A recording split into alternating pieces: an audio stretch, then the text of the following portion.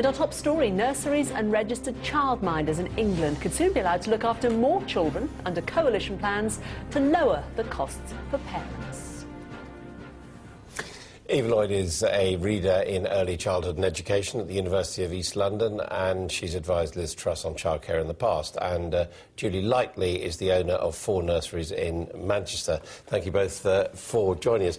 This sounds a little bit too good to be true. We're going to have better trained and better paid childcare workers, and at the same time potentially a drop in cost to parents. Is this possible?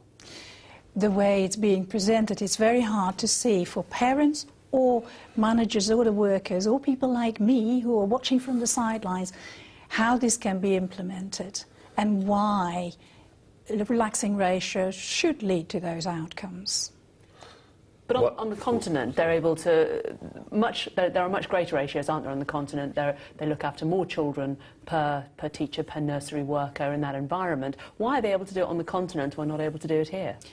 Every statistic hides a story, and the situation is much more complex than the statistics as presented here would suggest. Let's take the example of the Netherlands, which in 2005 also passed a Childcare Act which deregulated childcare to a large extent.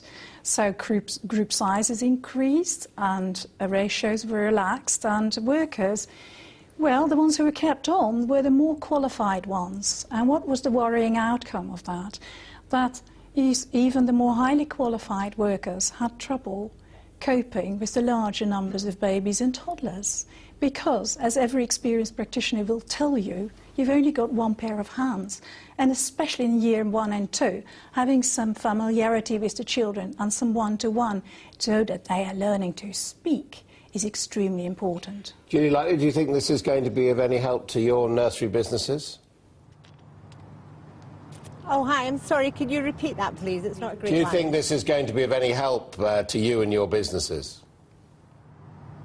I think from a nursery owner's perspective, there's a lot of frustration within the sector that these proposals are coming into play. I think we welcome very much so the emphasis on qualifications.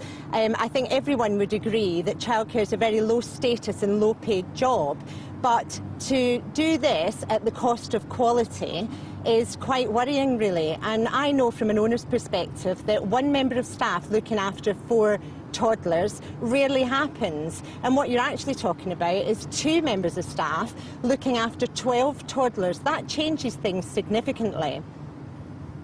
There are a lot of private nurseries out there. They cost a lot of money as a parent with 2 small children. Why are they so expensive?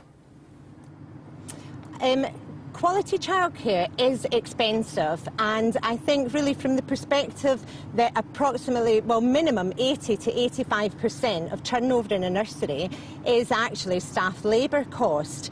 Now, so I can understand on the one hand why someone would go after reducing those costs by reducing numbers of staff, but this will impact on quality, and it will affect the quality of interactions and the time available for staff to comfort and reassure children. And that's what parents need. They need to be able to go to work and understand that their children are being looked after in a warm, secure and loving environment.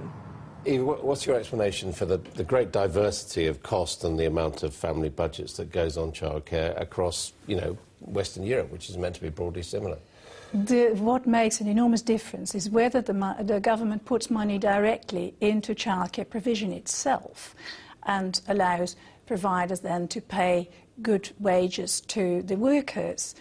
Now, this government does that through the early education entitlement, which is the free nursery education that every 3- and 4-year-old can have, and that is now being rolled out for a large number of 2-year-olds. As this government is actually focusing in that initiative on disadvantaged 2-year-olds, 2-year-olds from economically disadvantaged homes. It is even more important that the quality of that rollout is high. So I don't think anybody who is currently concerned with that initiative will be reassured by the announcement of relaxing ratios. But that, to provide help for people when their children are 2, it's very late in the day. If women have taken time out of their careers and they have to do it for 2 years before they can get any kind of state support with childcare, is there an argument that the government should be subsidising childcare on a much, much greater scale from a much, much earlier age for children?